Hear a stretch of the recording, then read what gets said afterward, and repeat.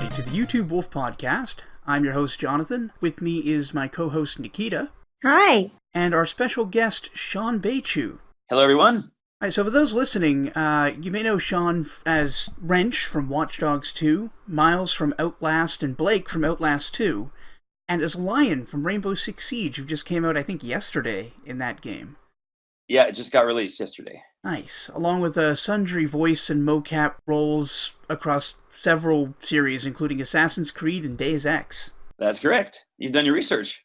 A little bit. I mean, I'm familiar with you. Actually, I knew you were Anonymous X. That was where I originally knew you from. Really? Did you recognize me, or you saw me in the credits? I saw you in the credits. Okay. Wow, that's... I know, just a random thing. Well, that's what's great about doing this is on occasion I'll meet a fan of, some of my more known work, and then they'll slip in how they knew of me for some obscure or smaller part before then, which I always find really cool when people kind of put two and two together there, And I'm pretty sure Nikita knows you from everything she's ever played. Well, she's a fan of Ubisoft games. She will have played a lot of games that I've worked on. It's true. All right. So the first question I have, what motivated you to pursue voice acting and motion capture? Me. Well, I should start by saying that I do a lot of voice work and I do a lot of motion capture, but I'm not exactly what you would call like a motion capture actor specifically, or a voice actor specifically. I prefer the more umbrella term of actor because I also do theater, I do film, I do television, I do stunt performance, I do fight choreography. I do coaching, I do some teaching. So, I do a whole bunch of different things that are performance related. How I got into mocap, not a fluke, but it was kind of a confluence of being and place kind of lining up. Basically, I had gone to an audition studio it was either for an audition or for a booking, I forget. And I got there a bit early. And the director, who's a friend of mine, was sitting outside having lunch with this guy I didn't know. So I just came outside. I'm like, hey, can I join you guys while I wait? I said, sure, sit down. Hey, Sylvain, this is Shawn. I'm like, oh, cool. What do you do, Sylvain? He told me that he was in charge of motion capture at Ubisoft. And I was only very passingly familiar with motion capture at the time. I really didn't know much of what it was. So I asked him about it, and I was fascinated to hear about the technology and how it was used and the application, and especially because it's a major part of video games now, and I'm a huge fan of video games. So to kind of tie what I do as an actor into what I love to consume, which is video games, I thought was a really interesting thing. So I did something which I actually have almost never done in my career, which is I kind of just pitched myself to him. Nice. Saying, oh, well, I've got martial arts experience and I'm very movement based, and I've got weapons training, and I'm bilingual, and I'm a gamer. And, I just kind of pitched everything I had going through my head that might be of use to him. I said, if ever you're looking for actors to do this kind of thing, please let me know. But in our industry, there's no shortage of actors, people looking for work. And I'm sure guys like him are used to people like me saying, hey, if you need actors, just give me a ring. He's like, yeah, I never thought of that before. But he actually said, yeah, right, I'll keep you in mind, and I'll, if I ever need someone, I'll give you a call. And I wasn't expecting to hear back from him. But about 2 weeks later, a call from Ubisoft saying, hey, can you come in and do a half day? We just need you to do some like fill-in work or whatever, some gameplay stuff. So I came in, gave it a shot. I was quite proficient at it. I think it was really right up my alley. And from there, I actually got cast in Assassin's Creed as Machiavelli. And from there, I worked on the other games in the series and kind of became one of the go-to guys who kind of did a lot of the living world and in-game cinematic stuff that they don't often have auditions for. They just tend to hire people that they know. So I kind of got involved with Ubisoft that way. And the voice aspect kind of goes hand in hand with video games and voice and mocap. So either I would audition for things that had nothing to do with mocap, like Outlast, for example, or Deus Ex, and just book gigs as a voice actor. And, acting for the camera, acting for video games, for cartoons, acting on stage, they all have different technical aspects to them, but they're all essentially acting, right? So, if you're the least bit versatile and can branch out, they're all available to you. So that's it. I started doing voice work through that and mocap through Ubisoft, and the two kind of merged and connected over various projects, culminating in probably the greatest role I've had a chance to play yet, which was Wrench in Watch Dogs 2. The coolest. What's awesome is, even though I did like voice work on Outlast 2, for example, I also then separately did motion capture for Outlast 2. So I got to play a lot of the residents of Templegate. You get to play a bunch of the people who are trying to kill you. Exactly. So I'm reacting to a bunch of people trying to kill me who's also me. Awesome. That's trippy. And like in Deus Ex, same thing happened. I got cast playing a couple minor characters in the first one, and then the second one I got a couple minor characters too, and then I was separately hired to choreograph and mocap all the takedowns in Deus Ex. So I got to do some of Jensen's stunts, if you will, and I got to voice characters who had nothing to do with Jensen. So you see the two are not always necessarily linked. No, I get that. That's really cool, actually. It's a fun industry, and it's a small industry. So once you get known and if you do good work, it helps your chances of getting used again. That's for sure. Considering that you do all these different avenues of acting, is there anything that's like a unique challenge to doing mocap? Sure, actually, that's a great question. The thing with mocap is it's a pretty new technology. It hasn't really been around how long exactly, but maybe I'm guessing 12 to 15 years in any kind of relevant form. It keeps evolving, which is awesome.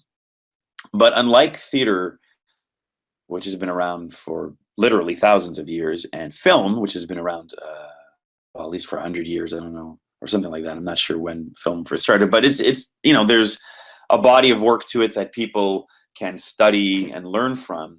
Mocap's a new technology, so I was really lucky to kind of get into the mocap game near the genesis of it being used so often in video games, because now it's pretty much a standard in most games because of the quality.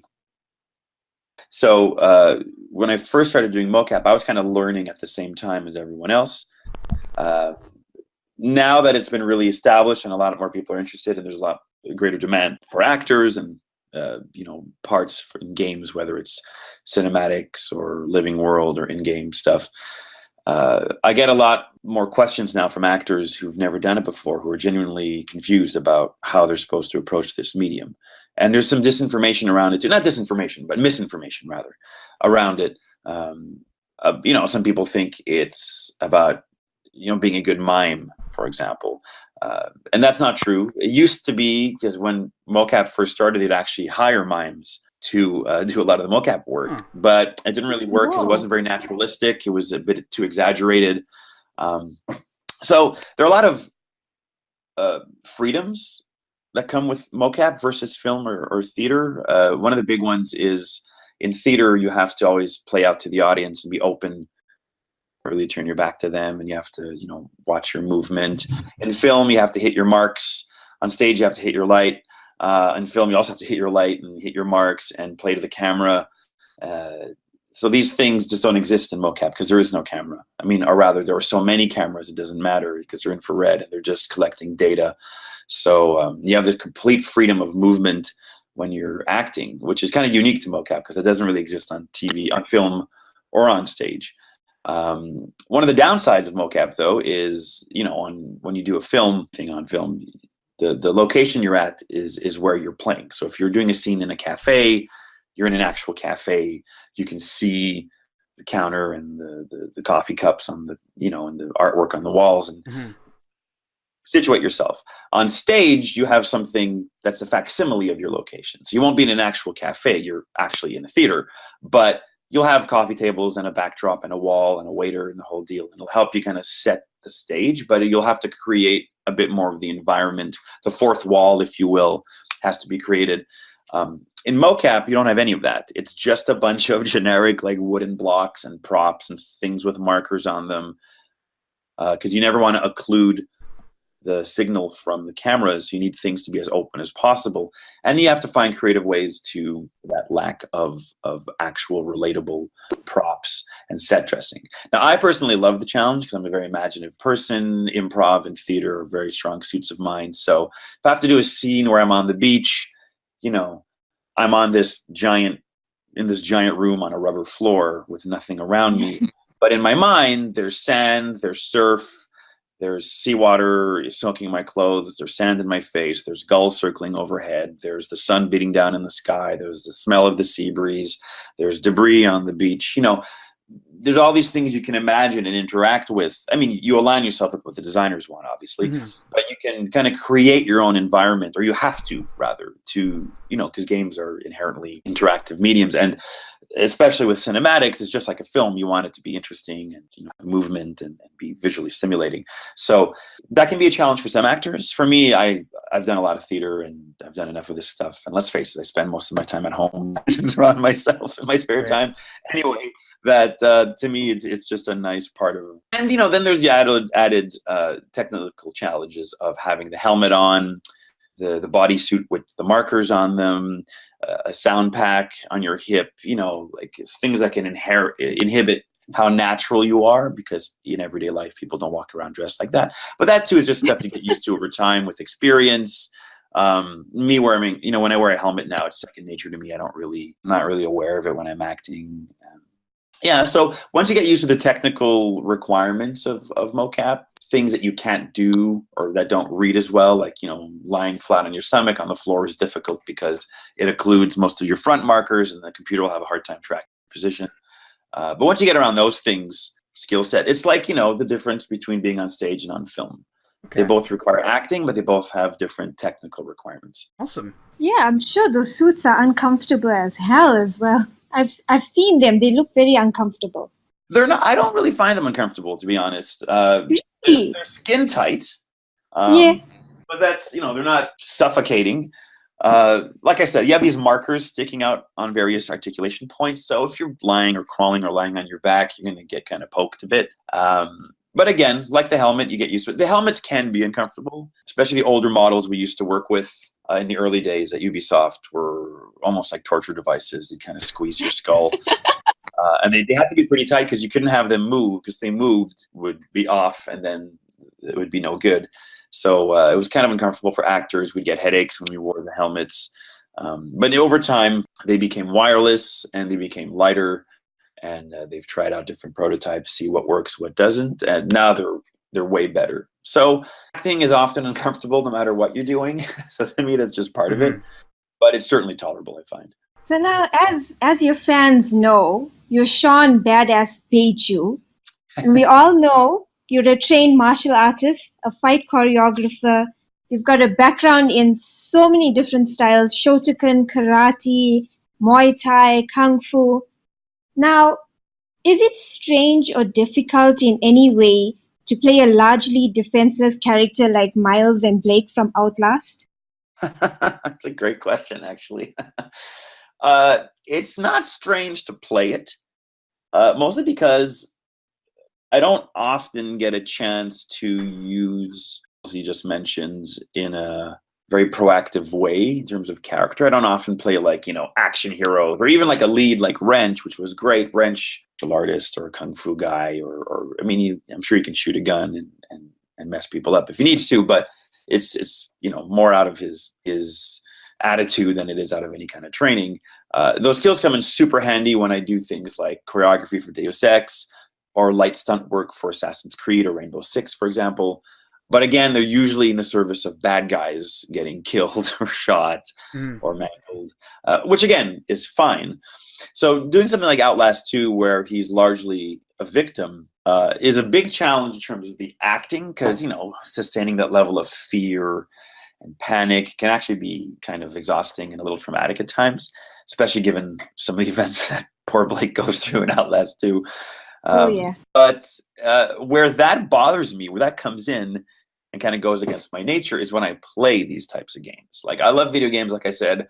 I love first-person shooters. Like, I can't wait for Far Cry 5 to come out. I've pre-ordered it. I'm good to go. I love games like that where you have to rely on your wits and your tactics and your reflexes and, whatever weapons you have, form a strategy type of thing. Outlast 2, it's just run, hide, try not to crap your pants. Easier said than done. And that feeling of powerlessness, which is brilliant because it's part of the mechanic of the game, but for me, that feeling of powerlessness really bugs me. And look, I'm not saying that in real life, if I was Blake is in Outlast 2, that I'd kill every last Temple Gate member, rescue my wife, and ride off sunset. I'm pretty sure I'd get horribly mangled and killed, but I would at least go down fighting, right? It's like, did you break off a piece of the fence, dude, or grab a shovel? Yeah, no, he never grabs a pitchfork and just gives it the old college try, right? Exactly. So I know I'd at least be trying to do something as opposed to just screaming and running around. But I know that's not the point of the game, right? So there's that kind of disconnect. But at the same time, for all my training in martial arts and weapon handling and stunt work and all that stuff, I'm actually in real life a very, very, very peaceful guy who hates conflict, who does not believe in violence. And I kind of get my fix, I guess you could call it, of that kind of stuff through make-believe, through video games, through fight choreography and stunt fighting with my friends. We'll do choreography up in the park and stuff like that. So to me, I still kind of the physicality of that stuff without ever putting anyone, including myself, at risk. But I would love projects where I get to use those skills more, because I do find movement. I don't want to say I find violence fun, because I'm going to sound like a psychopath, but I mean, I find the theory and the ideology and the technique. Yeah, you like the fight science. Exactly. Yeah, it's a very good way of putting it. Thank you. Yeah, I love fight science of choreography and how to apply situations. Again, that's why I love video games so much, because a lot of video games are kind of about fight science. Yeah. But I'm glad I have an outlet for it in this escapism that is video games and other hobbies I have, as opposed to being some guy who goes around people all the time. Yeah. I mean, it's a better outlet than just spin kicking random people. Exactly. As fun as spin kicks are. Yes. In a similar vein to that last question, is it at all challenging to transition between such dramatically different characters as the quirky and violent Wrench and the terrified and helpless Blake? I don't find it that difficult. I don't want to sound braggy in saying this, but it's not like, I had to leave the studio, go to Ubisoft, grab a cab, go to Ubisoft, and then be quirky, happy-go-lucky Wrench for a couple of hours and then switch back to Blake. I mean, these projects are usually pretty spaced out pretty widely, so I kind of get to be in place of these characters when I'm working on that project, usually with very little kind of interfering with that. Okay. That being said, I'm not one of those actors or method actors who get so consumed by his part. I bring my work home with me and freaking out or overdosing on pills or anything. Me, like, performance is, I don't ever want to say it's just a job, because I actually love what I do and I never consider it to be work. Job to do these things. So it's what I trained to do in school. It's what I've developed through experience. And again, not to sound braggy, but versatile, adaptable actor is kind of my forte. And I'm not saying that makes me a better actor than anyone. I'm saying all the actors I know have their strengths. Some people are character actors. Some people play one thing very, very, very well and do that thing and are very successful at it. And again, there's nothing wrong with that. I find I'm proficient in a bunch of different fields, so I get to kind of bounce from one to the next and find more work that way. Certainly was much more difficult to play for me than Wrench was, just because that kind of sustained fear and terror. Plus, there's technical requirements too with Blake, where I can't just get hysterical and start screaming, or my mic will redline and the take will be no good, or we need a consistency in terms of his level of fear based on the intensity of the game at that point. Mm-hmm. Whereas Wrench, I was told repeatedly by the director, just fun, do your thing, which is some of the greatest things I could ever hear as an actor, because I have a lot of energy. I can be kind of big when I want to be, or just naturally, and I'm always trying to and make it more nuanced, if you will, if I'm playing on film or on TV, which has a smaller scope of what's allowable because of the medium. Stage allows for bigger performances. So this was great, because the director kept saying, just, Wrench is a motor mouth, and he's this and he's that, and he's, gave me a few references and stuff. He's like, just go crazy, do your thing, because the director knew me, the kind of energy I had and the kind of humor I had. So I just got to cut loose with Wrench and not really have to worry about some of the more technical aspects that I had with Blake, for example. And I'm much more at ease in comedy, naturally. It's always been my strength. But ironically, well, I don't know if that's the proper use of the word ironically, but the most of the work I've come across or gotten here in Montreal since I've been acting has mostly been dramatic work. Mm. anytime I have a chance to do something comedic, I'm overjoyed because I'm kind of going to where I feel most comfortable. And people will tell you that comedy is harder to do, and I'm sure that's true for a lot of people. But for me, it actually is the opposite. I have a much easier time just being funny. It's where I feel comfortable, as opposed to being dramatic. But as you can see from my work on various games, it's not an impossible task for me because I think I pulled off Blake pretty well and gave a pretty convincing performance. So yeah, I mean, if I had to go from Blake to Wrench, switch from one to the other in rapid succession, that'd probably be really challenging. What situation would that be? Either like Blake meets Wrench, that'd be kind of interesting. I mean, Wrench with like flamethrower, fighting all the bad guys. Here, take this. I'll be right back, Lynn. Now, I'm not a horror person. You guys know I'm always scared of horror. The only reason I picked up Outlast 2 was because, well, Shawn Baichoo was in it. So I was terrified. But the best part of playing that game is I could really feel Blake's raw human emotion. It was like nothing I've ever played before. Like, he was shivering, he was cursing, he was so scared. How did you dive into that mindset so perfectly? Well, thank you, first of all. That's a really, really nice thing to say. It was a pretty tough recording. Like I said earlier, I'm not method in the sense that I don't get like so consumed by what I'm doing that I lose myself. But that being said, I do to whatever I'm playing. And one of the things I tend to do when I'm in a voice studio is any kind of physicality I can bring to the character, to the performance, even though you don't see my physicality. Anything I can bring to the performance that'll help me and be in that situation, I'll do. So it's actually, I'm sure it's got to be quite funny for the people recording the game that they look through the booth window and they see me, flapping my arms around and doing all sorts of crazy stuff. But hey, whatever helps. I had a really good director that helped, a gentleman by the name of Simon Peacock, who's a Montreal actor, director. He's great. He does a lot of voice work, and he really helped kind of ground me and center me, put myself in the moment. It also helped to have footage of the game available or at least design things that I could look at to get an idea. But to give you an example, sessions when I got a real idea of just what I was getting into, Simon says to me, he's like, all right, okay, so I'm like, what's going on in this scene? Like, okay, so you're walking outside and this just happened and that just happened, and then your feet start you start walking on something uneven, the ground's uneven, so you look down, carpet of dead babies, right? Like, oh yeah. Like, that just freaked me out to be like, Jesus, you guys aren't really pulling any punches here. That'll creep me out and help put me in the right, show me like a footage in game of like here's the carpet of dead babies. Yeah, exactly. No, I actually got to see it. Not helpful. Helpful for the performance, not helpful for sleeping ever again. But there was like a well that like a giant tongue comes out. Spoiler alert, I guess. A tongue comes out and like grabs you and pulls you to the well. And show me things like that. I couldn't sleep for weeks.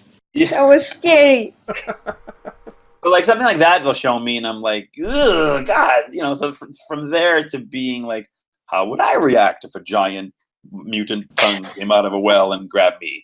I'd probably do something along the lines of, I mean, that sounds ballpark appropriate. Yeah. Something that happened that I thought was funny and kind of sums up the experience is I was recording, I forget what it was for. It was for Outlast 2, but what specifically? But I'm and there's these, like a school hallway, and there's lockers on either side. And he's just walking down the hallway, and the lockers start opening and closing by themselves faster and faster and faster. We'll just do this for like 30 seconds and then cut. I'm like, okay, fine. So I'm doing it. I'm breathing. I'm getting into it. And then we get to the point where we're supposed to cut, but we don't cut. We keep going. So I'm a professional. I keep going. I just keep performing to what I'm seeing on the screen. The character on the screen just turns around all of a sudden, and this giant demon's just standing there grabbing you with like horns coming out of its head and glowing eyes. And I shrieked it off, which wasn't a performance because it scared the crap out of me. I don't think they got to keep it for the game because I think I probably redlined the mic. scream so fucking loudly. But I'm like, okay, this is what we're dealing with, right? So your body after a while, for me at least, when I'm acting, if I'm acting sad, state that represents sadness for me, so my body language will change, my voice will change, my breathing will change. If I do that sustained state for long enough, it's like my brain starts to believe, oh, we're sad. Okay, so then my eyes will water and I'll just start feeling sad until we yell cut, and then I'll slowly kind of bounce back. Same thing with like anger or fear. Any, strong emotion like that, I find if you just immerse yourself in it and you commit to it as an actor, you can just kind of stay in that state and emotions a lot easier. So it can be a bit exhausting. I usually leave the sessions a little exhausted because being in a state of fear is tiring because your adrenaline's going and all that. But yeah, once you find that place, it's actually not too hard to stay there. So that's, I think, how I pulled off most of those performances, was bringing myself there. But at the same time, Simon's a really funny guy. He's an improv actor and he's just hysterical. And maybe to break the tension, he would like crack jokes constantly. So I'd go from like weeping and sobbing and shrieking for my life to laughing my ass off to like, okay, let's go again. I'm like, oh, you bastard. I gotta like bring it down now and find this fear again when I was laughing my ass off 20 seconds ago. It certainly was a challenge, but me knowing my craft, that I can kind of get into that state and stay there for the needs of the game or for the needs of the recording. Wrench was a very well-received character that developed quite the fan base. How does it feel to have such a dedicated following? It's amazing. I don't really know how else to put it. It's a first for me as well. And something. I mean, I was on Twitter before I did Watch Dogs 2, but I was only really on Twitter. I only had I think like 600 followers, which I had mostly from Assassin's Creed, first Outlast, and this web series I'd done called LARPs, where I played a character and did the fight choreography for the series, so I got a few followers through that.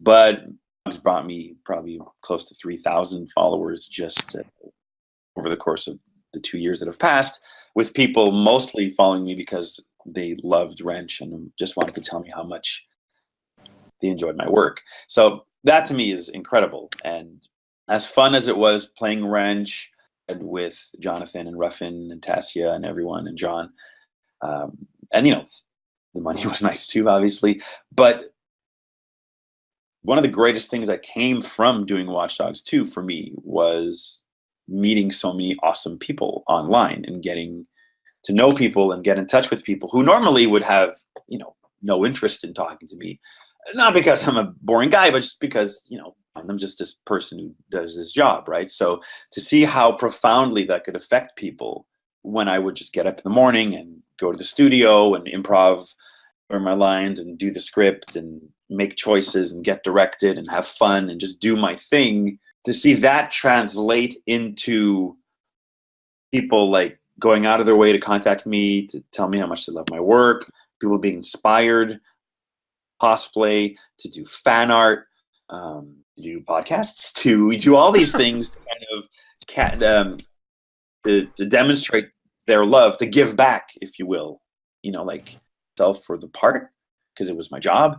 And then people now give of themselves that way to say, hey, thank you for helping me have this experience. Jonathan, who plays Josh, he's gotten a ton of messages from people who suffer from depression or who have Asperger's or who are autistic rather, who really connected to Josh and related to him. I've had one of my very good friends is someone I met through Twitter who was going through a terrible depression when the game came out, and the game kind of saved her as she just connected with the story and the characters and all that stuff. So to see the power of video games over people's lives, it's just like it's like a good movie or anything else, except I'd argue that a video game is something you invest far more in than a movie. 2.5 hours of your time, or 3 hours, I guess now, with most movies, blockbusters. Whereas a game, you'll put in 60, 100, 120 hours into it. and you really get to know the characters. You really get to bond with them. Inspired to write fan fiction. Just all the shipping that gets happened with Wrench. Him and Marcus, him and Josh, him and this person, him and that person. Even to see people connect with the more ambiguous choices I made for Wrench. Like, if you play the game and watch the story, Wrench comes off as, I'd think more or less heterosexual, because he's interested in that waitress in the diner. Oh yeah. He's got the hots for her, and but he's always like flirting with Marcus and whatnot. But if you notice, he never does that with anyone else. And for doing that was that Wrench's way of feeling comfortable, because he's such a guarded person. I mean, he wears a mask all the time, is to find out what makes people uncomfortable and push their buttons. Comfortable, they're not making him uncomfortable. So Josh doesn't like being touched. If you notice, Wrench is always touching Josh, touching his face, touching his shoulder, locking him in the car, always doing these things to piss him off. Marcus seems a bit taken aback when Wrench is being a little chummy, right, that way. So they're always, but then that's how he plays with them. So he'll push Marcus's buttons and try to make him a bit uncomfortable with that stuff.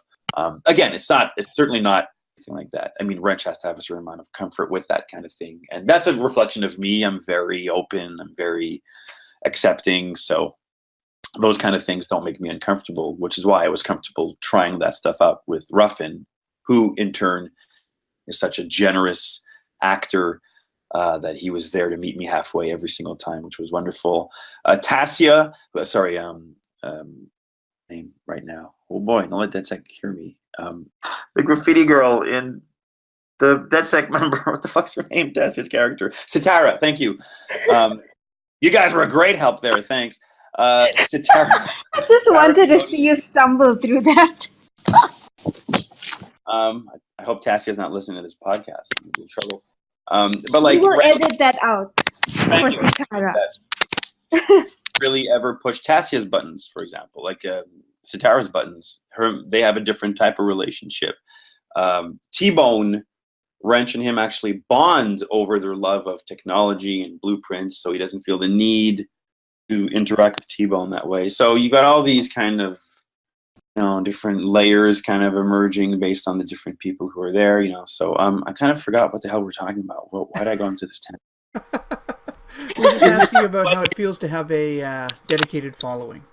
Oh, yes. Okay. So all that to say that part of the fan reaction to that aspect was people having their own kind of fantasies or ideas about his sexuality, who was he, what happened if he actually got together with Marcus. That would make some people really, really happy. So I get on occasion people asking me, like, is Wrench gay? Is he bi? What is he? And my answer is, he's whatever you need him to be, so you can relate to him. That's one of the things. I'm not saying I never made that decision for the character. I'm just saying it's not important to have a definitive answer about that. Because Wrench, unlike other members of DedSec, anyone could be Wrench if you think about it, right? He's got a mask on. His voice has changed. So, when I was a kid, I loved Iron Man as a hero because I could be Iron Man. I could be in that suit. They weren't saying, no, Iron Man is, whatever hero, someone who's, Black Lightning is a black guy. That's great. But I don't identify with that because I'm not black, and vice versa. All these kids who don't have any up to are Asian heroes because most of them are white. Like, I get that. And I think diversity and inclusion is super important for that reason. That's why I kind of keep him open. I don't want to strictly define his sexuality and parameters about him, so that it makes it easier for people to identify with him in their own way. So people identify with Josh because he's got Asperger's. If they have Asperger's, that's awesome. Or gender fluid or whatever, and they want to identify that to Wrench, the game hasn't really put down these strict parameters to say, no, Wrench isn't like that. You know what I mean? So I like that about fandom. It's one of my favorite things about it, is I find once you create something that becomes part of pop culture, whether it's music or video games or art or whatever, it then kind of belongs to the public, right? Like Star Wars is a really good example of that. 30 years ago it came out. Star Wars came out, the 3 movies, and then people kind of took it, made their own fan fiction. They made the extended universe. They made video games and variations on the theme. Now, yes, Lucas is, Disney has come back and go like, no, this isn't canon and this is canon and we're taking it in this direction or that direction. And that's their right. It's their property. I like how once pop culture is, public domain in a sense, Ubisoft obviously still has the rights to Wrench, but I'm saying it belongs to the people now. So if they want to fic about Wrench and Marcus finally giving in to their mutual, love for each other, or tell me about it. I will never be one to go, no, that's wrong. Or Wrench would never, if people are like, do you think Wrench would do this or that? I go, hey, whatever works for you. I mean, he's got things that define him. He's not, Wrench is a racist. It sounds like you're describing him as a meme, almost. I don't know if you've played Metal Gear Solid 2. But Metal Gear Solid 2? No, I haven't. Okay, well, the whole idea is that you're familiar with the idea of Snake and Big Boss and, like, the overarching stuff, right? Stuff, yeah. Yeah, well, the whole idea was that Snake, they believed Big Boss actually could be replaced because he's a symbol more than he is a person. Right, okay. Yeah, so it kind of sounds like you really identify with these characters that are freeform and can be so many different things. Like you talked about Iron Man and how anyone could be under the mask. Iron Man is a symbol, he's a meme. And how Wrench like could they can be the be same whatever way. you want them Exactly, to they be. represent what you need them to represent. Exactly. And, in the case of Iron Man and Wrench, and you could also include, I guess, Batman in there, is they're not people who are defined by things that are outside of their control, as in now they have superpowers, because no one can relate to turning invisible or flying, right? But if someone handed me a $3 billion super suit, I'd be like, ooh, I'm going to read the instruction manual, and I'm going to go fly around and blow shit up, right?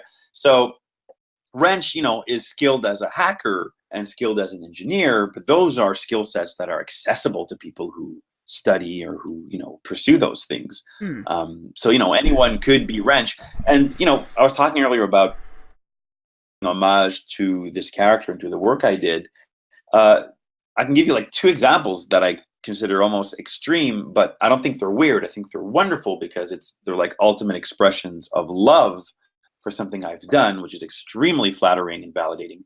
And basically, when I was at Comic-Con, at Montreal Comic-Con last year, and showed me his arm, and he had all these tattoos on his arm, and he had a bunch of signatures tattooed into his arm. Gillian Anderson, Kevin Smith, Jason Hughes, a bunch of musicians, actors, artists, people he really looked up to who had affected his life somehow. And he's like, I want to add your name, your signature. Whoa. And I was blown away that this guy, I'm not signing a poster here, I'm signing a person. I'm signing a person. It's permanent. Whoa. Now, 50 years from now, provided he lives that long, but he's going to look down and still have that there. It's going to have a history to it. It's going to represent a part of his life when certain things were happening. I mean, I don't know his story. I made sure to do, I gave him a good version of my signature. Off he went straight from the table to the tattoo parlor in the afternoon for the afternoon signing to show me it. And it was still red and raw and healing. And there it was, my name to, his flesh. And, if you take a step back from the context of how that happened, that's the kind of thing like crazy people do when they're stalking other people, right? You're dating a woman and you're like, I'm carving your name into my flesh. We will never be apart. I would totally not do that. Yes, you're perfectly well adjusted, Nikita.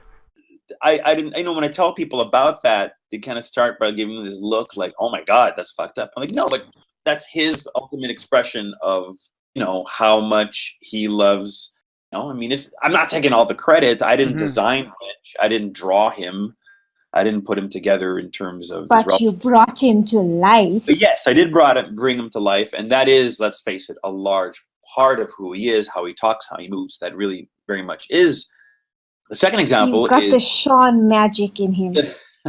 He's got it in him, actually. Minds out of the gutters, people here. But on Twitter, just the other day, a fan also tweeted at me with some photos of his, forearms covered in the wrench tattoos in the exact same proportion and size and style as in the game. And he's like, I've traced these on. I think he had put them on in ink. And he's like with a pen or something. He's like, I'm going to go get them tattooed now. And then he sent me photos from him at the tattoo parlor when he was done there. And he had gotten both arms with the full wrench tattoo set, So that's permanent. This person now has forearms tattooed with wrenches tattoos on them, like exactly like in the game.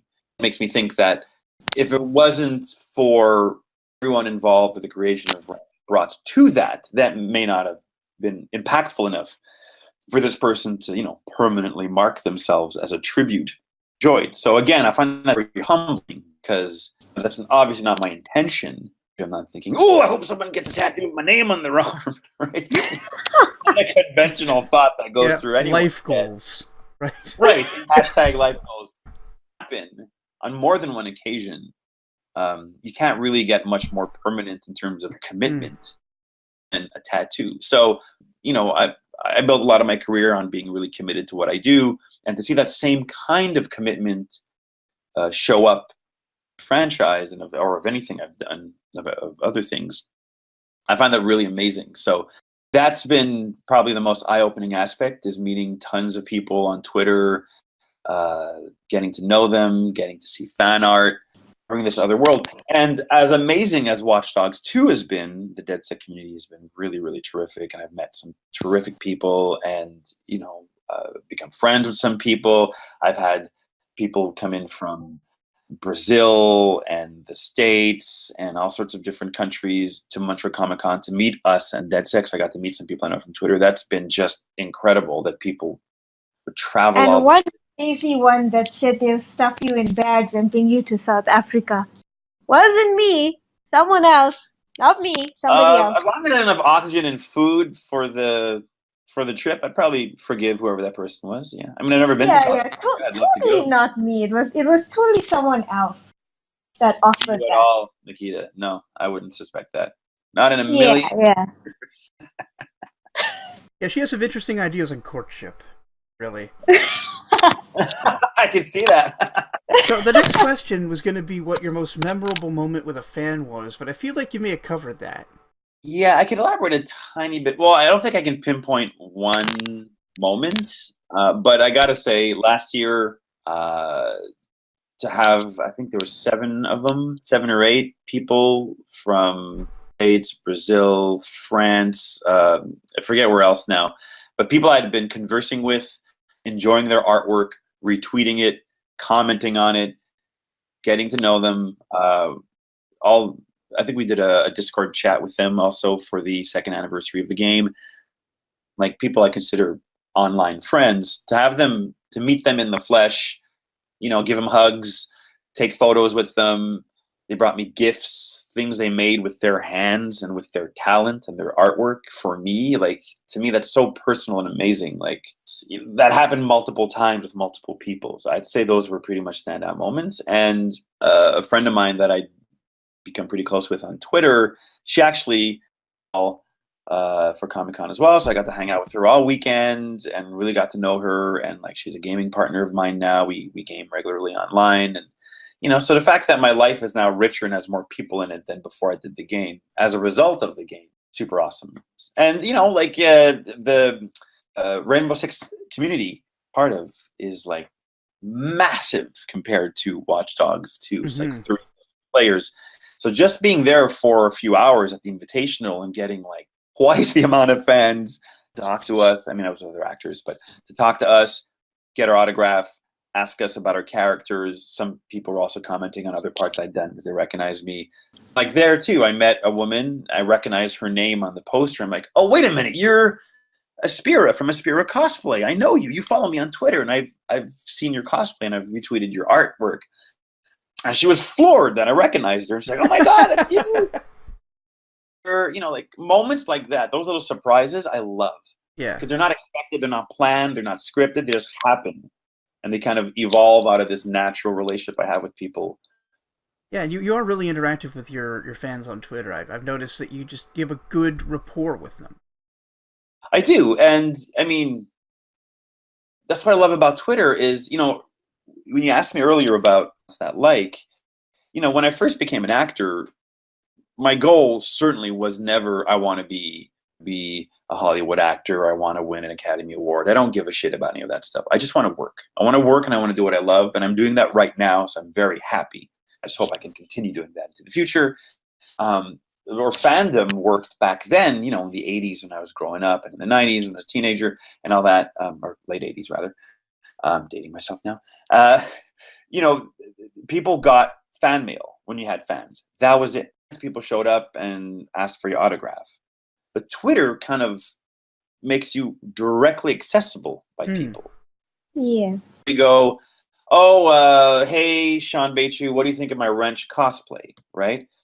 And to me, I look at that and I'm like, cosplay, man, thanks for taking the time to, look me up and put my name into the thing and type these words. And all I have to do is hit like and reply and hit a few keys. It doesn't take a lot of my time, and I'm showing appreciation. They took time to talk to me, to reach out. Like, whatever, I'm just answering someone. But to them, and again, I don't want to sound like I've got a giant ego because of this, but I'm just saying what I've observed. To a lot of people, time is like earth-shattering to them, right? They're like, oh my God, you answered me back. Thank you so much. Or someone will retweet my answer and goes, oh my God, senpai noticed. And it happens over and over again. People be like, oh, you made my day, or you made my week, or thank you so much for taking the time to answer. I'm like, well, that's of course, my mama raised me right. You don't ignore people. My mama raised me right. I like that. People take Mama time. Baichoo was right. But if people take the time to reach out to you, and if they're polite, and if they're respectful, and if they're honest, you know what I mean? Yeah, I'm busy, but am I too busy to hit a key or two and to, potentially make someone happy? So with this removal of this intermediary, we just become directly accessible. And in terms of people I admire, right? If I were to, do a Conan cosplay and went, hey, Arnold Schwarzenegger, what do you think of my Conan cosplay? Because I'm a big fan of Arnold Schwarzenegger. And if you were like, yeah, great job, man, looks great, right? I'd be like, holy shit, Arnold took the time, right? Yeah. Goddamn mind. Same thing at Comic-Con, people are standing in line to meet me, and some people are like literally trembling and like shaking, and they're so excited to meet this person who in their mind only exists in fiction, or only exists through the intermediary of this game they love so much. Part of me is like, whoa, like, you don't deserve any kind of, I really shouldn't be making people nervous or intimidated or whatever. I'm just a guy, I'm just a person like anyone else. But then, I go to the to the green room on a break in the VIP section, where I was lucky enough to be put up last year, and Kevin Conroy, who just Jesus Christ, walks in. Whoa. Like, hey, and he walks by, and someone looks at me and he goes, do you know who that is? I'm like, no. They go, that's Kevin Conroy. And I'm like, oh my God, it's Kevin Conroy. And then I'm nervous and I can't speak, and I get up and I walk over to him. I'm like, hi, Mr. Conroy. I'm just a big fan of you. Thanks for I can't speak, and I'm all nervous and sweaty, and I'm like, oh, okay. That's what that's like. Yeah. I get it now. I'm meeting Batman. Yep. But to me, he's like one of my fucking heroes, and I'm a voice actor, and I'd love to have a career like his. Perspective was really cool too to experience that. And the only thing is, you let any of that go to your head, like having fans or having people basically giving you the benefit of the doubt or giving you valid opinions or your thoughts. Like, I didn't really earn that. I'm not an orator or a politician. I'm an actor. But when people invest in something, they tend to give a lot of credit to that person. And then it becomes that person's responsibility not to be irresponsible with that attention or that power. Now, I'm not getting ahead of myself here. I've got, 3,600 followers.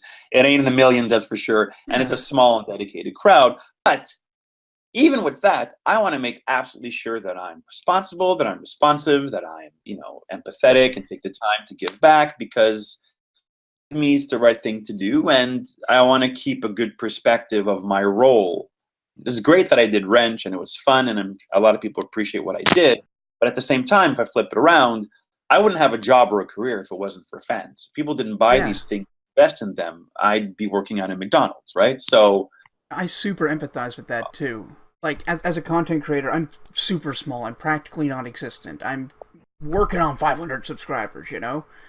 But, like, I've got a small, dedicated community myself. The same 10 to 15 people are there for every time I stream, for instance. And Yep. I feel exactly the same way about them as you do your fans, even though yours is on a larger scale. Like, I wouldn't, and I'm sure you feel this way too, that if your 15 subscribers who are there every time became 1,500, you wouldn't all of a sudden value them less because there's more. hell no. Harder to please Yes. more of them, right? No, Like exactly. I get like the invitational or promo for a game I'm doing or anything that creates a lot of excitement and that creates a lot more activity on my Twitter. Go, well, okay, now I have 117 notifications, and 50 of those are people asking me questions or sending me stuff. Well, too bad. I'm going to ignore them. I don't have time because I got to get to the next event. Instead, I'll be like, okay, Sunday morning, instead of gaming or instead of doing this or whatever, Sunday morning I'm going to take an hour and go on Twitter to make sure I can, or most everyone, I do miss people on occasion, but to get back to most everyone I can to make sure that I'm not leaving anyone in the lurch. Because I feel a responsibility towards people. And it's like, well, and people are asking me about it, but I'm not getting back to them. Why am I announcing it in the first place, right? It's not just about like patting myself on the back. Oh, look what I'm doing. It is in part to generate and some interaction. Yeah, for sure. And there's some symbiosis there where like they're getting the attention of the celebrity that they're interested in, and you're driving up more conversation about yourself and getting more attention. Sure. And I totally admit that, Twitter and Facebook are inherently kind of narcissistic platforms. They're about you, talking about you, celebrating yourself, right? You have to be careful not to let that get out of hand. And I have a very strict policy as to what I share and what I don't share. I never get political on Facebook, on Twitter. I never get religious. Talk about religion on Twitter. Those are very volatile. I'm the exact opposite. Oh, well, that's your right too. I'm not saying I know, yeah. The fact that my fan, like it's not like I'm a Christian songwriter, for example. Into that stuff, so I can talk about whatever God and be pro this or anti that, and they mostly agree with me. My fans come from fans of mocap, fans of video games, fans of fight stuff, fans of fantasy role playing, fans of different things that I've been touched in. So they all have different opinions and I guess expectations of me, and will react differently. Like, I've got a lot of fans, I'm sure, that are American. And if I jumped on there and went, Trump's a piece of shit, right? First of all, what am I helping? Well, you're stating facts.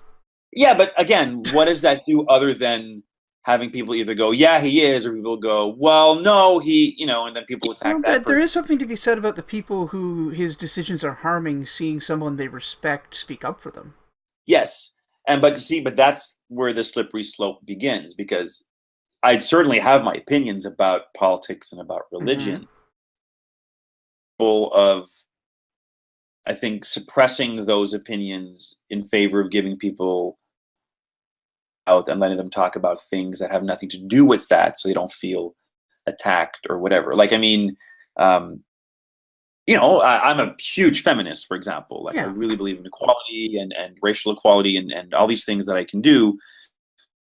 But, and on occasion, I've had people on, they'll look at their profile or have them say or do things that have, traces of maybe being a bit sexist or misogynistic or a bit racist. And I'll be like, okay, but, that's not who that, I don't know beyond that for me to attack that person or try to educate them, especially in a public forum.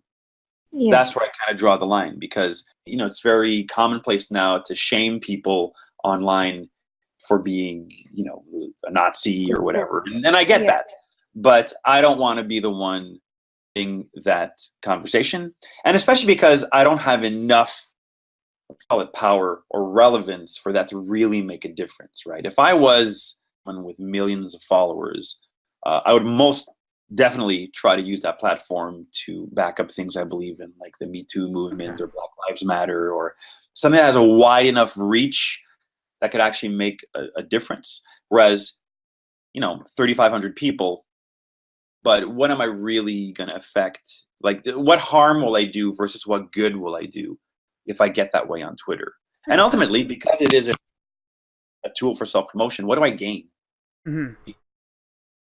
Or, oh, that guy's a staunch feminist and that's what he's known for on Twitter. He's known for being attacked by MRA guys or misogynists or racists. And he's got these epic comebacks. Like, I could, but I'd really rather just talk about sledgehammers being on fire and Alien versus Predator and all those things that tie into what I do, So the most memorable experience you've had with a fan is Twitter? Has been through the intermediary of Twitter, though. Yeah, yeah. Because without Twitter, there'd be 3,500 people less in my life that I've interacted with. Or 100%. You know what I mean? Right, and you mentioned your little fanboy moment there with Kevin Conroy, which I absolutely sympathize with. I wish I could get a chance to meet Mr. Conroy. He's a very nice guy. He seems like a nice guy. I've heard him do an interview with Kevin Smith, and he was just so giving in that interview. Nice guy, yeah. Yeah, and I understand you also had a fanboy moment with the voice of Samurai Jack, Phil Lamar. Yes, I did. Oh, that was awesome. I think I was in Ottawa for that one. Yes.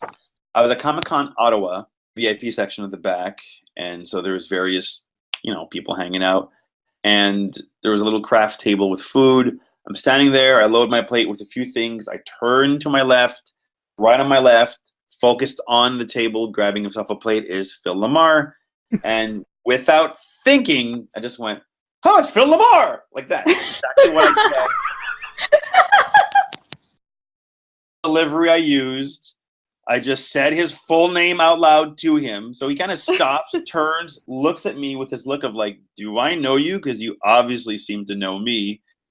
Yes, I'm just a huge fan. Put my hand out, shook my hand. He's like, "All right, man." That was it. Walked off. And then later on, I mentioned on Twitter that I had a moment where I saw Phil Lamar and kind of freaked out, and I hope I didn't scare him. He tweeted back to me when he saw that and said, "Hey, man, it's not every day you get a literal shout-out, so thanks for that. Nice meeting you, too." I was like, yes! Awesome! It's wonderful. He remembers me. Maybe not for the best reason, but hey, I'll take it. Yeah, memory is memory, man. I'm not gonna lie, I do the same thing. I probably do worse. But, yeah. I'm such a fan of his work in the Justice League and as Green Lantern and Samurai Jack, and he is epic. got the kind of career I would love to have. Just all these great voice work opportunities. Like the people, as you can see, that I fanboy over the most are actually voice actors. Interestingly, yeah. Have you had a chance to meet like Mark Hamill? Yeah. No, God, I don't think I'd still be alive if I met him. Because he's the next step above Conroy to me. He's the guy. Luke Skywalker himself here. I mean, that's pretty hard. And the Joker, like he is. Yes, that too. So Nikita, if you hear he's gonna be in South Africa, make sure you thing happens. I would tell you. I would immediately no tell you. complaints from me, that's for sure. So no, I've never met Mark Hamill, but I met Jason Isaacs. Oh, sick. I said a couple words to what's his name? The Doctor Who. There's a few of them. Go back like 3-4 Doctor Who's the Purple Man from Jessica Jones. Why can't I remember? Oh shit! Yeah, right. David Tennant. David Tennant. Yes, that's my doctor. That's my favorite doctor. Yeah, met him briefly. I got to shake Gimli's hand, John Rhys Davies, for his incredible body of work. Big fan of that guy. I got to meet the guy who does Mario's voice. I forget his name. I don't know his name either, but I know he does the rounds at the cons. This guy. Tia Carrere, Kevin Sorbo. Kevin Sorbo. And it's, Tia Carrere and Kevin Sorbo, like, I'm not like, oh my God. But you run into these people and you're like, holy shit, I've seen so many movies with these people that have shaped my life in some small way. It's just awesome that here I am standing in the same room as these people, eating the same food as they are. Mm-hmm. looking at me going, what the fuck are you doing here? Get out of here, right? Sharing macaroni salad with Hercules. So, I mean, all that's just awesome because it kind of gives too, like you realize, just as I'm saying, to fans that, I'm just some guy, you can just talk to me, it's fine.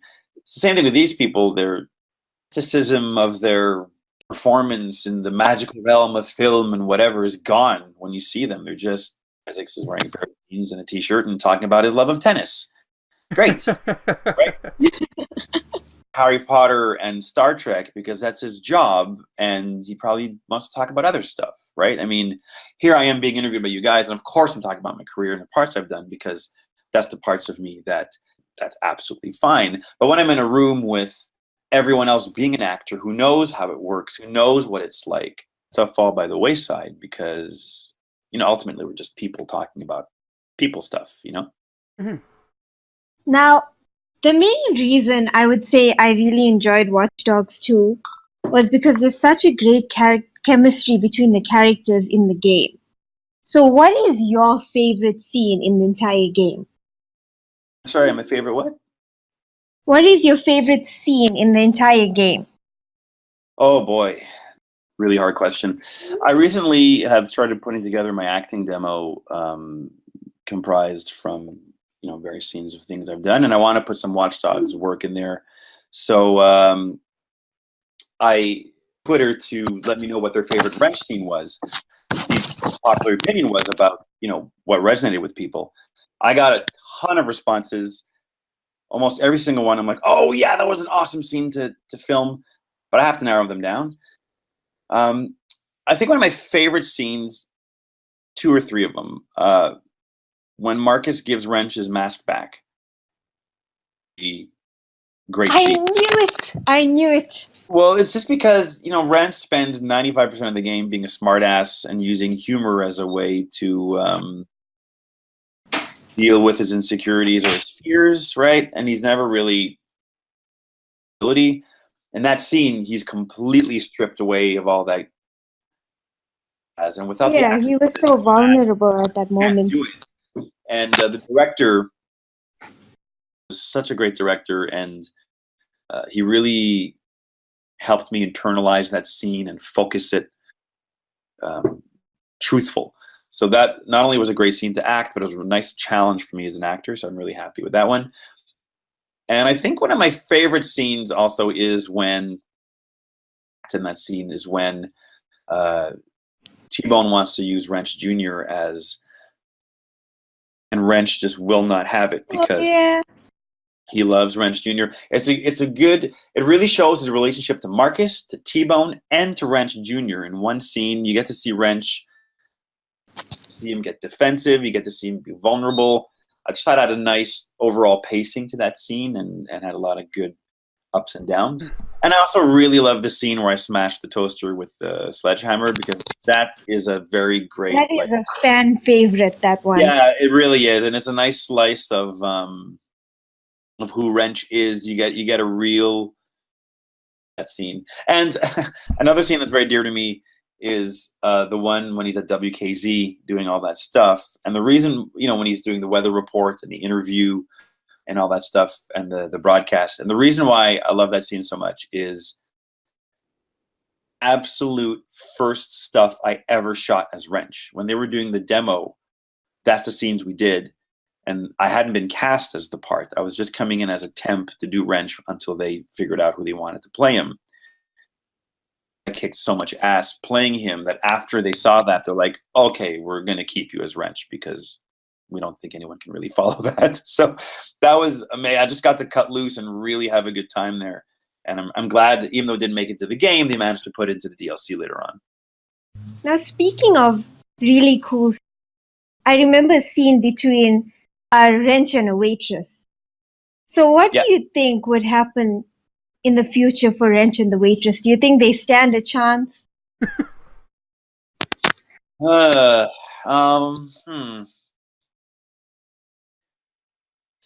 asked me a lot of hard questions. It's good. A lot of hard questions. He was really blushy for once, and Wrench is never shy. Yeah, he's shyer than he lets on, that's for sure. But again, the mask allows him to hide that, But I think the problem for Wrench with dating is the mask gives him he thinks he needs, or the anonymity he needs to not be judged too harshly, so he can kind of, be himself a bit more. But the problem is, you're not going to develop a lasting relationship with anyone if they never get to look you in the eye and just connect with you in the way every single other human has connected with every other human since the dawn of mankind. So I think Wrench has got a choice ahead of him. He either keeps the mask on and that doesn't go anywhere. Maybe they have a little bit, a few kinky encounters, if she's into that, but they wouldn't go anywhere. It's off the mask, and then reveals himself. Yeah, reveals himself, and either he handles it well, or it's too weird, too vulnerable, and he retreats or runs away from it. It also, to her as well.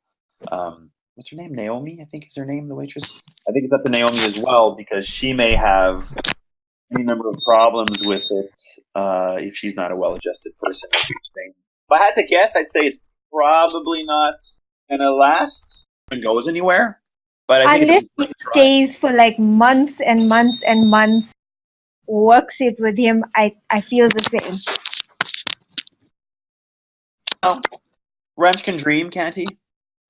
He can. Now, I know a lot of fans have been asking you this, but would you ever be interested in a Wrench spin-off game? I haven't asked that quite a bit, and I wouldn't. And I'll explain why that's my answer. Obviously, I'd love to play Wrench again. He's some of the most fun I've ever had playing a character in any video game. He has a lot in common with me, so I really get to just who I am when it comes to playing him. If Wrench would work as a main character really, really well as a support character, because he gets to be eccentric and weird, but we never have to focus on him for too long of a stretch at a time. If you look at how Marcus is revealed or deconstructed, he needs to be a solid, relatable, believable character. Believe him and be invested in him. And Wrench is a bit more fantastical in his, presence and in his what he does. So in film, you'll have a film come out and some secondary character will be so popular they'll give him their own series, and it almost invariably doesn't work, right? I'd love to see more Wrench. And I think Wrench could work for small, like a DLC or a one-shot, like they did with T-Bone. Wrench DLC would be awesome. Really well. But like a Watch Dogs 3 where you play Wrench as the main character, I have a lot of faith in the writers at Ubisoft. They're really talented, but I think that would be a tall order, because you're going to have to reveal certain things or go into certain things for people to be able to relate to Wrench. And part of his appeal, like I was saying earlier, is the mystery behind it. How old is he? That's true. How did he become the Wrench? Why is he called Wrench? How did he hook up with DedSec? And the minute you start answering a lot of these questions, the mystery becomes less interesting. The Alien films are a great example of that. Alien. Oh, hell yeah. What the hell is going on? That's great. Aliens, you find out a little bit more. Oh, they have queens. Oh, they have this. Oh, wow, that's cool. But now with, Prometheus and crap, like, I hate it, because they're just, by an android who made black goo, who became the aliens, who became a bioweapon, who were sent here, engineers on their planet, blah, blah, blah. And like, what? No. It's like, I loved Highlander when I was a kid. Loved that movie. And then Highlander 2, they explain everything. Yeah. Right? So in Highlander 1, there are mysterious immortals who must kill each other until there is only one left. You're like, cool. Where'd they come from? Why are they fighting? Who cares, right? Swords. No, they're exiles from the planet Zeiss, and General Katana is trying to. And like, what's going on? Like, why are you ruining what you set up in the first one? So, to me, that danger is very real with Wrench. That I think the more we know about him, the less we're gonna care, because then people. And the mystery kind of leads to more fan fiction. So people like to keep the mystery alive, especially with Wrench. Yeah, exactly. And if you start defining who he is too narrowly, here's his name, and here's his age, and here's the exact origin story of him. Yeah. I'm not saying they have to cover that, But the best stories are character driven. The best stories have character development, characters with an arc. Character and arc, if you don't know anything about him, who he is, what does he want, where is he coming from? If none of that's defined or explored, then you just have a guy running around killing people for no reason. It's kind of hard to invest in that. Yeah, that's true. But I'd be open to it. I mean, if Ubisoft called me up tomorrow, podcast, and that's a great idea. We never thought of it. Let's make a wrench game. Not gonna lie, I'd pre-ordered that in a heartbeat. I'm sure a lot of people would. But again, game, would it be just a cash grab? You know, I'd like to think I have enough artistic integrity that I'm not just about making money when it comes to these things, but I want to tell a good story. And that's what I really love too, is that it told a good story about these people and their synergy and their friendship and their relationships. And to me, that was the most relatable part of the game. It's all I ever heard about, actually, from fans. I didn't have a lot of people going, oh, the gameplay is amazing, or the soundtrack, or the mechanics, or the cover system, or the hacking. Those things were fine. What jumped out to people was, oh my God, the synergy of the group is amazing, and their camaraderie is amazing, and that's what people...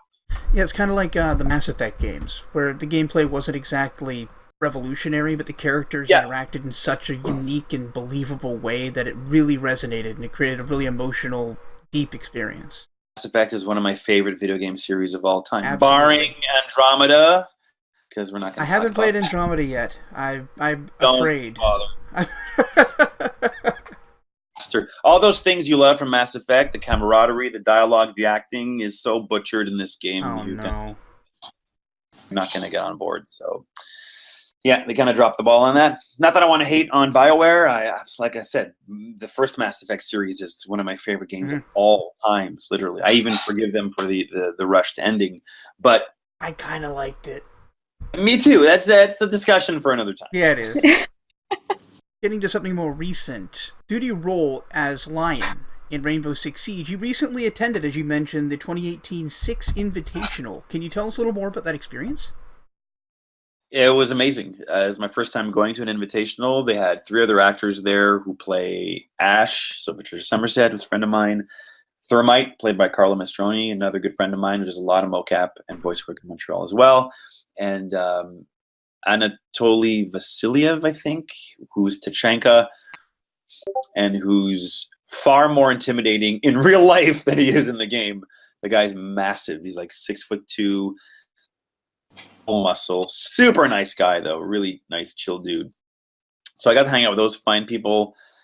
We did like a signing that lasted about an hour and a half. Saw tons of people, did photo ops, VIP section, and watched the final of the invitational. I had to leave before the end because I had a play to go to that night that I had to perform in, but we're treated like royalty, and like, you know, just to see how big and committed for this game was just incredible. I mean, the arena had the announcer's booth, rafters packed with people. There was an orchestra pit, live, the Rainbow Six theme song with like lights and a dry ice machine. I'm like, what am I? Right? Like, to that extent, to that amount of effort for a game, you know, like it made me realize, oh my God, this is really a big... I've never been one to put down esports. I know how big they are. Yeah. I've just never been a competitive gamer. Me either, but I'm in the same boat. Imagine them to be more localized affairs that were followed by a truly dedicated fan core base that was relatively small.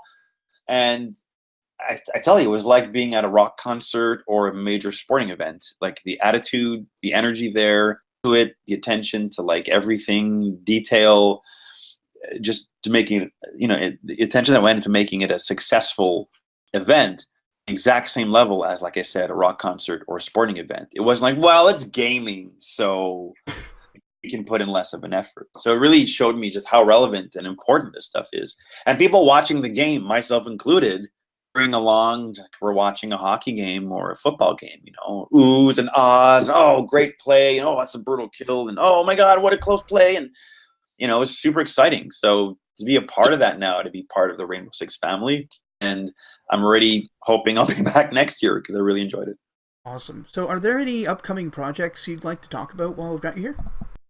There's plenty I'd like to talk about, but there's none I I know can you got a really lot of talk about. NDAs going on. Yeah, I do. I've got so many. But I mean, I worked on something, two major companies here, Ubisoft and Eidos. And Eidos, yeah.